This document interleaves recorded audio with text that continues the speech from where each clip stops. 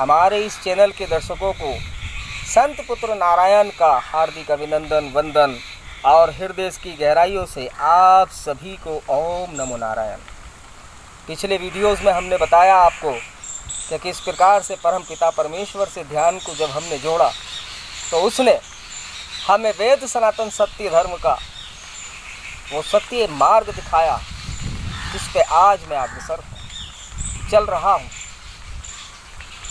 और मैं पूरे संस्कार, शिक्षा, मंत्र, जाप, पूजा पाठ ये सब सीख रहा हूँ। ये समझ लीजिए कि सनातन धर्म में मेरी बाल अवस्था है, क्योंकि सारे संस्कार जिस प्रकार से बच्चे को मिलते हैं उसी प्रकार से मुझे भी मिल रहे हैं। और ये मेरे लिए बड़े ही सौभाग्य की बात है। एक 40 वर्षीय व्यक्ति बाल अवस्था में, विचित्र सी बात है, 40 वर्ष इस्लाम में रहने के बाद नफीस अंसारी नारायण बना। विचित्र सी बात है। तो सबसे पहले मैं आप सभी को बता दूं कि नफीस अंसारी से नारायण बनने का सबसे बड़ा विशेष कारण क्या रहा। मेरा भारत। भारत के सभी सेकुलरवादी हिंदू भाई चीख चीख चिल्ला चिल्ला कर कहते हैं, एकता अखंडता का पाठ सिखाते हैं और पढ़ाते हैं। तो मैं उनसे यही पूछना चाहूँगा कि मेरे भारत के सेकुलरवादियों, जब आप कहते हो कि हिंदू मुस्लिम सिख ईसाई भाई भाई है, तो मैं इस मिसाल को कायम करने के लिए अगर घर वापसी किया हूँ, नफीस से नारायण बना हूँ, तो मैंने कौन सा पाप किया। मैंने ही तो भारत की एकता और अखंडता की मिसाल कायम करने के लिए अपने जीवन को इस्लाम में भी 40 वर्ष समर्पित किया, सबसे बड़ा जीवन। और जब एक क्षण का, जहाँ मौत का, मृत्यु का कोई भरोसा नहीं, अंतिम क्षणों में मैंने यदि वेद सनातन धर्म को, अपने आप को समर्पित कर दिया, तो क्या बुराई है।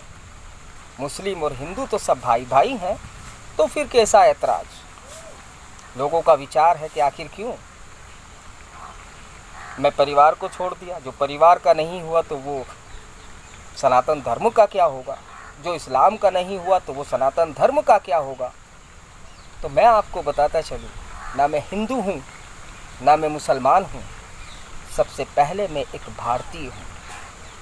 और वो भारतीय जिस भारत में भगत सिंह, सुखदेव, मंगल पांडे, झांसी की रानी महाराणा प्रताप जैसे योद्धा वीर इस भारत में जन्म लेकर आए, उसी देश का मैं भी नागरिक हूँ। मेरी रगों में भारत के प्रति इतना स्नेह क्यों नहीं हो सकता। मैं कुर्बानियाँ क्यों नहीं दे सकता। 40 वर्ष इस्लाम में रहा, वो इस्लाम जिसके भारत में कोई प्रमाण नहीं। अल्लाह का घर है तो वो मक्का में है। अवतार आए, मोहम्मद आए तो वो मक्का में आए। यहाँ पर सिर्फ दिलासा दिया गया। एक बात बहुत अच्छी और साफ कही गई कि यहाँ पर आदम अलैहिस्सलाम आए, यानी दुनिया का सबसे पहला व्यक्ति इस भारत में आया। तो क्यों भारत में नहीं आएगा सबसे पहला व्यक्ति, क्योंकि इसी भारत में ब्रह्मा विष्णु महेश ने इस सृष्टि का संचार किया है। और इसी भारत में सबसे पहले स्वर्ग का द्वार खुला है। और इसी भारत में सबसे पहले मूर्ति पूजा स्टार्ट हुई है। और इसी भारत में सबसे पहले वेद सनातन धर्म का प्रचार हुआ। 1400 वर्ष पहले मक्का में 365 मूर्तियों को तोड़ा गया। वो मूर्तियां कहाँ से आई। प्रमाणित हो चुका कि 1400 वर्ष पहले मूर्ति पूजन मक्का में हुआ करता था। तो सर्वप्रथम सर्वोपरि यदि मैंने पाप किया है, यदि मैंने गद्दारी की है कि मैं इस्लाम के साथ गद्दारी कर चुका हूँ, तो मैं सनातन धर्म वाले मुझ पर क्या भरोसा करेंगे। तो मैं आप सभी को बता दूं कि मैंने कोई पाप नहीं किया, मैंने कोई दगा नहीं दी।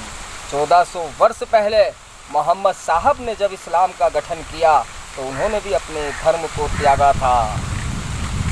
आपकी कुरान और हदीस पढ़ लीजिए, स्पष्ट कह रही हैं कि 1400 वर्ष पहले मोहम्मद ने इस्लाम को गठित किया और अपने पूर्व धर्म को त्याग कर दिया। पूर्व धर्म कौन सा? जो उनके चाचा अबू तालिब। लोग कहते हैं कि अरे संत पुत्र नारायण, आपका परिवार तो आपके साथ ही नहीं है। लेकिन मैं कहता हूँ 1400 वर्ष पहले जब मोहम्मद साहब ने इस्लाम का गठन किया, तब उनके साथ उनका परिवार नहीं था। पिताजी पहले ही स्वर्गवास हो चुका था, माताजी का भी स्वर्गवास हो चुका था। चाचा अबू तालिब ने परवरिश की, और चाचा अबू तालिब ने जब परवरिश की तो मरते मरते भी उन्होंने इस्लाम को स्वीकार नहीं किया। तो मोहम्मद के खानदान वाले मोहम्मद के साथ नहीं थे, तो संत पुत्र नारायण ने यदि अगर सत्य सनातन धर्म में आकर घर वापसी की है, धर्मांतरण 1400 वर्ष पहले हुआ, घर वापसी की है, स्पष्ट कर रहा हूँ, घर वापसी की है, तो क्या अनर्थ और क्या पाप किया। इसलिए यदि अगर सबसे पहले आपको बुरा भला कहना है तो संत पुत्र नारायण को नहीं, बल्कि मोहम्मद साहब से ये जवाब लीजिए कि आखिर क्यों उन्होंने अपने धर्म को त्यागा। और जब यदि अल्लाह का सबसे पहले इस्लाम का धर्म था, तो फिर अल्लाह को मूर्ति पूजन के लिए कहाँ से फिर ये कार्य शुरू करने की अल्लाह ने छूट दी। इसलिए मेरा कहना है कि जो हमारे पास प्रमाण है, इस्लाम सिर्फ 1400 वर्ष पुराना है और भारत में मुग़लों के माध्यम आया है।